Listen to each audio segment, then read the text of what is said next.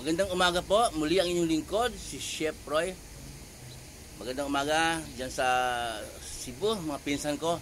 Tokero family, Tokero clan, Zambrana family. At sa mga lahat ng manonood ng video ito. Ako po palagi po nagpo-post ng sa salita ng Diyos, hango po sa Bible kasi po pinagkalooban ako ng Diyos ng kaunawaan. Kaya po, hindi po pwedeng ilihim. Ayan po, sabi po ng Bible. Kasi po, ang kaunawaan ng salita ng Diyos ay hindi mula sa aking sarili. Hindi mula sa ating biyaya po yan, pinagkaloob sa atin ng Diyos. Ngayon po ay 8 AM, araw po ng Sabado, June 8. Kaya po, yung naalala ko po noong kausap ko po si Pastor Tom Limas ng Spring of Life, San Miguel, Bulacan. Hindi ko alam kung anong barangay yung charge niya sa San Miguel, Bulacan. Sabi po niya, nung hindi pa siya pastor, nag-abroad po siya sa Saudi. Nakwento po niya sa akin na dati po siya pala, nung hindi siya pastor, kasabong din. Nagiinom din. Pero nung pagdating niya sa Saudi, doon siya kinatagpo ng Diyos. Doon siya pinagkalooban ni Lord ng kaunawaan kung sa katotohanan. Kaya naalala po niya agad, unang naalala po niya ang kapatid niya. Nung nasa abroad siya, naalala po niya, shout out niya pala kay Pastor Tom Limas ng Spring of Life, San Miguel, Bulacan. Naalala po niya yung ni Pastor, yung kapatid niya nung pinagkalooban ni Lord ng kaunawaan. Mga kapatid niya, una niyang naalala na ako, yung mga kapatid ko, pag hindi mo unawaan ito, imperno talaga yung kailangan, una po niyang pinaliwanagan pag uwi niya sa Pilipinas, mga kapatid niya. Kaya ganoon din po ako, yung inisip ko rin po na ano yung anak ko, kasi maraming mga kung ano ng turo, kasi maraming nagdalitawan po ngayon kung ano ng turo na napapanood ko rin yung mga turo nila. Kasi po may mga parehong pastor ng mga sikat. Mga sikat po sila, yung kilala sila buong Pilipinas, basta kilala pa. May mga pastor po na sikat. Pero humahanap po sila ng binyo para magdebate lang. Hindi ko magitin kung sinong pastor na sinasabi kong dalawang pastor na sikat nagdidebate. Tapos milyon din pala gastos noon para humarap binyo para magdebate. Ang pinagdebatehan po nila tungkol po sa Biblia. Kukuha ng Biblia, magbabasa yung isa naka-Amerikana, babasa yung isang pastor hango sa Biblia. Ipupukol sa kabila yung kadebate niya. Tapos yung namang kadebate niya, kukuha din pang laban sa Biblia rin. Pinagsabong nila para yung salita ng Diyos. Kaya nakakalungkot. Kasi po, sa pananaw ko, hindi po magtanong tapos ba't kailangan pang magdebate na gano'n, kuha ng binyo, gastos pa ng milyon. Yung mga yan, sila po yung tagapagturo, mga ngaral sila, mga ngaral. So mali po para sa pananaw ko.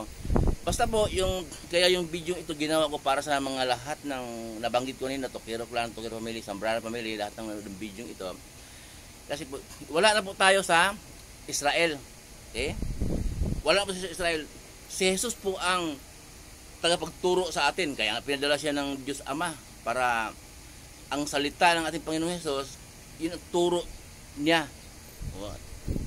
Ganun na po, hindi tayo maliligaw. Hindi po tayo maliligaw. Ang Panginoong Jesus, sinabi niya nung muling nabuhay siya na sinabi sa mga alagad na kung paano ako isinugo ng aking Ama, gayon din isinugo ko kayo. Kaya ang mga alagad po niya, nung akyat ng Panginoong Hesus sa langit, nagsimulang magturo. Okay? Nagsimulang magturo. Simple, mamatay sila. Hindi naman pwedeng isang daang taon ng edad nila. Kaya po, sinulat nila ito sa aklat, banal na kasulat ng Bible. Yun po ay utos din ng Diyos na isulat yan. Utos din ng Panginoong Hesus na isulat yan. Para sa panahon natin ngayon, maituro din ang Diyos ang nagkaloob ng banal na espiritu sa tao upang may kakayanan magsalita ng salita ng Diyos. Di po lahat ha. na may kakayanan, kahit cum laude ka pa, kahit general ka pa, kahit administrator ka pa, kahit chief justice ka pa, kahit presidente ka pa ng Pilipinas, sobrang talino mo, dinadaan mo lang sa kapilisupuhan kasi nga hindi ka pinagkalooban ni Lord ng kaunawaan. Ano po yan? Si Lord ang nagbigay ng kaunawaan para maunawaan mo ang salita ng Diyos. Kaya po, wala po tayong ibang batayan ngayon, kundi ang turo ng ating Panginoong Hesus.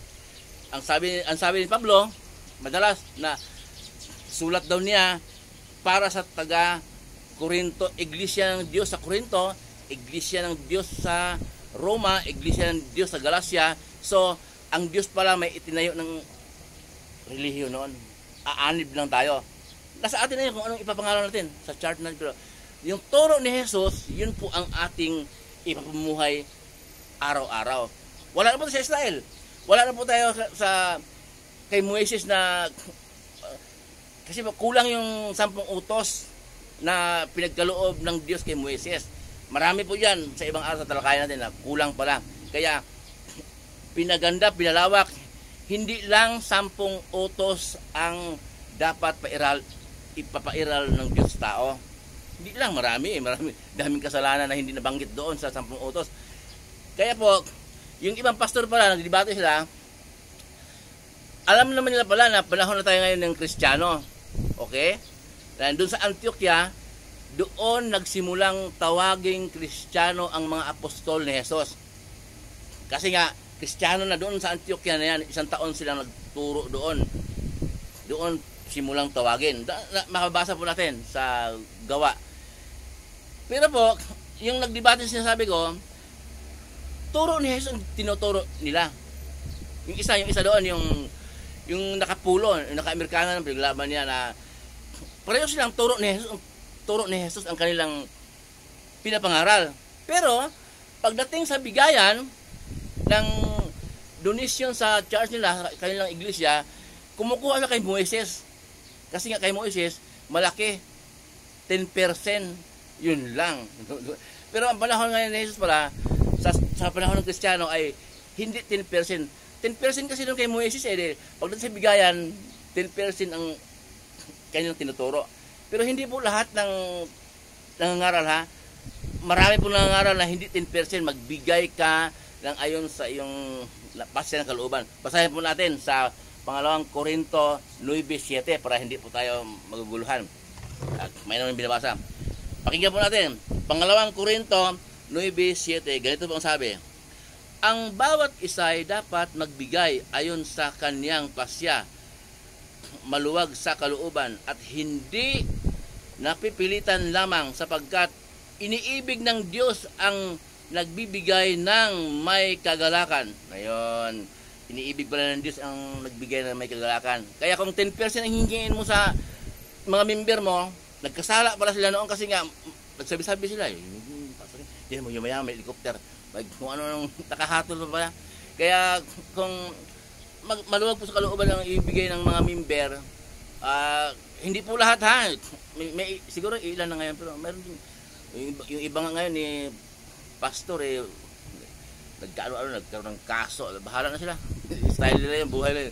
Pero nakikita natin na yung may mga helicopter, maganda. Kasi nga yung pong 10% kumukuha sila ng aral kay Jesus. Pagdating sa bigayan, 10% po kay Moises.